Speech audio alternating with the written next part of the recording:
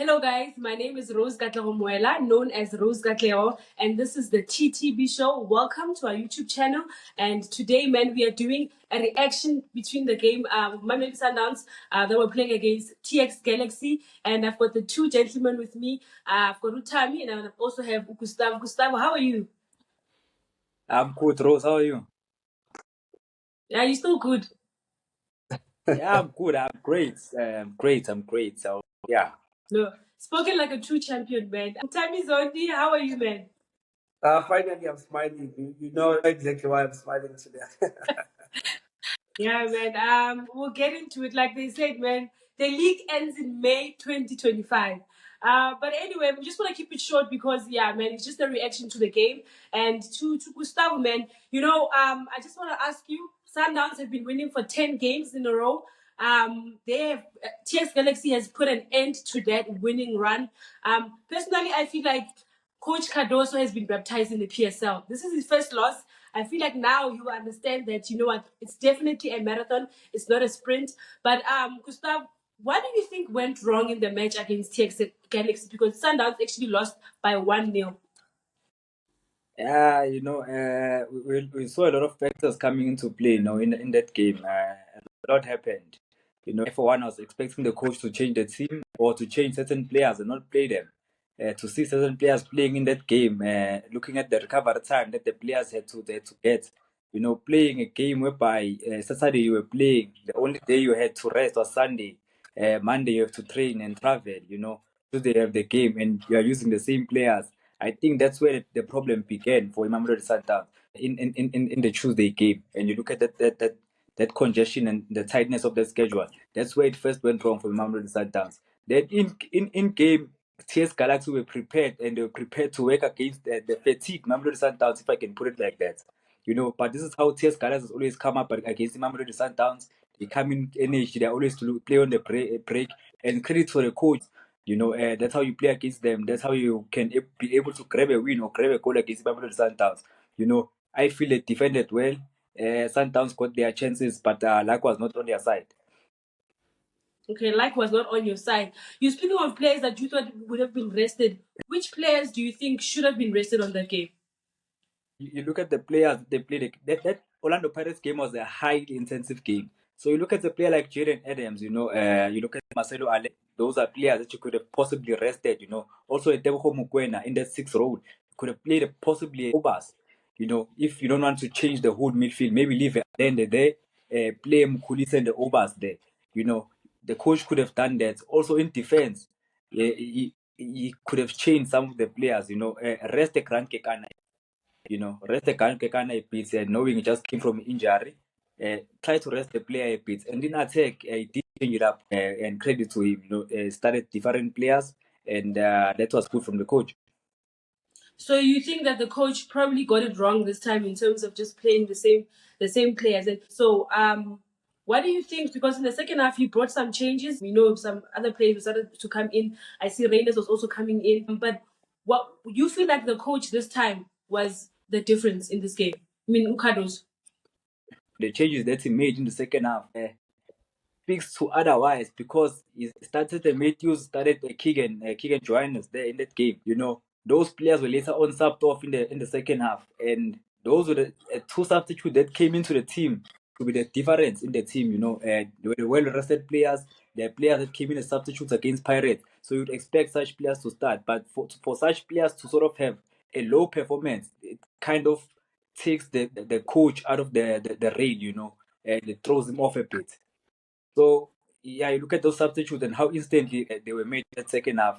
You are like, okay, guys, you are coming in as players to replace certain players or to rest certain players, but you underperform. So what now? Seems like now the players need to be rested because there's a lot of games that are coming up. Sundowns is playing the Nedbank Cup during the weekend. So Thami, I want to ask you, you know what? Mamelodi Sundowns have lost against TX Galaxy. What does this mean for the title race? What does this mean for the contenders? Are they now back in it? Is it still within reach to the other teams?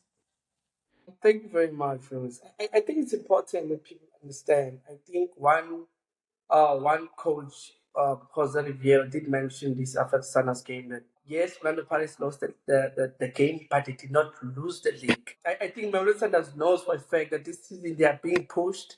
It's not going to be that easy season whereby they know that come the second half of the season they're just running away with it. I think before I say much, let's give credit where it's due with ETS Galaxy. I think the focus now is mainly on Mamelodi Sundowns. People are forgetting that the new coach, the new Boston coach, is yet to lose a PSTV or a Betway Premiership game. They are they're defensively sound, and I think they've drawn 7 games. In the past 5 games, they've won 4 and only conceding one goal. So when you look at it, it's not by yes, it's a bit of a surprise that Mamelodi Sundowns lost because obviously people thought they were going to carry the momentum after winning a big game against Orlando Pirates. However, for me, having been watching a TX Galaxy under the new coach, they are defensively sound. They are very aggressive going forward. They play on counter attacks. And just like the TS Galaxy of old, they always come with new players players that were not known, unknown players. I'm talking about the likes of Kabini. Kabini was playing left back, but now he can play center back. That's the Kabini that used to play for Orlando Pirates in the TDC team. And I think they also have Damase, a very solid centre back who used to go to play for Kaizer Chiefs at the reserve side as well. It for me when I was watching the game. Yes, I have to agree with Gustavo. I think the coach made mistakes as far as the lineup is concerned. I think fatigue for me showed during the game. I think you could see that the players are tired. You could see that the legs are very heavy. As far as Mukwena, as far as Uribiero, those players should not have started the game. I think also he made a mistake by playing Johannes, starting with Johannes ahead of Morena for me. You know that you're going to play against ETS Galaxy that plays with traditional wingers, your Sebelebele, your Mahyangus. And you can't start with somebody that has not really been playing regularly. That's why they got it right when they played against Orlando Pirates, because Morena against any speedy winger. For me, is one of the best right there. In fact, one of the best versatile players in the country. I think coach got it wrong there. People can say whatever they want to say. Sundowns has been having, I don't know what's happening with the PSL. I mean, they've been playing, they played almost 3 games more than Orlando Pirates. And people are going to ask themselves, why was Orlando Pirates not playing in the mid-league? I don't know. But for me, Sundowns has got that. I think the coach got it wrong. But we should not give credit to it too, because TS Galaxy has been doing well. I mean, the signing Djokovic is reminding me of Ut Young from TS Stellenbosch. He's playing as a 4th-9, he's playing as a number 10, the link-up play.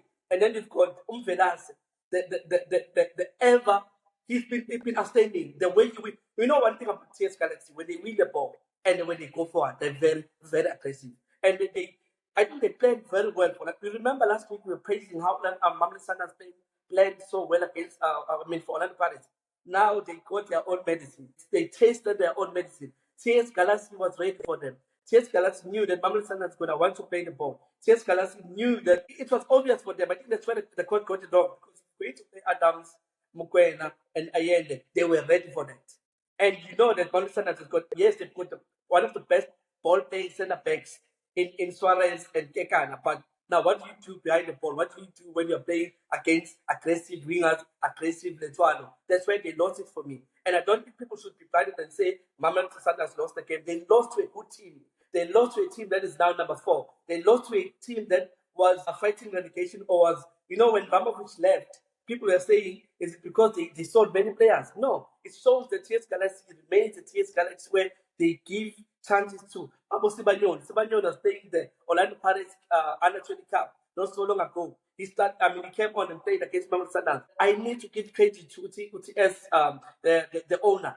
They always go out there and activate players. So for me, Rose, in as much as yes, we are surprised, but I'm saying they did not play well for TS Galaxy. And I'm telling you, when you play against that team away from home, you must know that you're going to grind the results. You must know that you're going to work hard. Therefore, you should have substituted those players that played against Orlando Pirates. You should have actually brought in a new starting 11. They've got depth. And that's why Gustavo is saying, when you saw Abu Masego, when you saw the new players that come in, Abakotisang, you could see now there's fresher players. You see now they were pound for pound in terms of pace and everything. So for me, the coach got it wrong. But in terms of the league is not over yet. It was not over against Orlando Pirates. it is not over KTS Galaxy either. Mamelodi Sundowns still have 6 points ahead of Pirates. Pirates might have games in hand, they do not have points in hand. So Sundowns still leads and still up for the taking for anybody between the two teams. I can say that it's a two-horse race for me. But on the day against Galaxy, they lost it. And I hope when they play the Nedbank Cup, they're going to the first as well. Well, like you guys heard it, the league is not over. There's still a lot of competition. And I actually feel like, besides, also Orlando Pirates is not the only team that can actually contest for this league. You know, how TX Galaxy moved from the bottom half of the table. They are now in the top 8. They're actually number 4. So it shows that, the teams are playing close to each other. The points are not so much far apart. So definitely, it's very exciting for us fans to see a league that is so competitive. This is what we want. This is what we want to see week in, week out. So man, Sundowns, like I said, like you guys said, you guys think they should have brought in their data that they've bought that have always on the bench. It would have been nice. But I just want to say something about TX Galaxy, guys. They've played 12 games. They've got 7 wins. They've got 5 defeats. Shout out to those players, man. It was no fluke that they won, that they beat the reigning champions, which is Mamelodi Sundowns. Shout out to the coach, which is Adnan Beganovic. I hope I'm saying it right.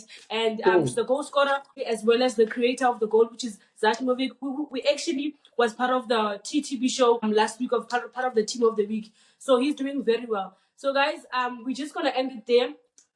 We'll see you guys very soon. The Nedbank Cup is coming up. So look out for our videos and continue subscribing to the channel. Gentlemen, thank you so much for your analysis. I'll see you guys soon.